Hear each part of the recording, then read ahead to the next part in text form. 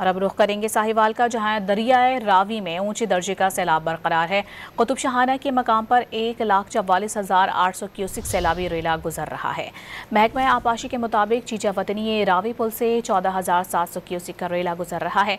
जिला इंतजामिया के मुताबिक दरिया रावी के करीब आबादियाँ खाली करा ली गई हैं। लोग महफूज मकाम पर हैं, जबकि साहिवाल और चीचा वतनी में सूरत हाल से निमटने के लिए इंतजामिया भी अलर्ट है। और अब रुख करेंगे साहिवाल का, जहां दरियाए रावी में ऊंचे दर्जे का सैलाब बरकरार है। कुतुब शाहाना के मकाम पर 1,44,800 क्यूसिक सैलाबी रेला गुजर रहा है। महकमा आपाशी के मुताबिक चीचा वतनी रावी पुल से 14,700 क्यूसिक का रेला गुजर रहा है। जिला इंतजामिया के मुताबिक दरिया रावी के करीब आबादियाँ खाली करा ली गई हैं।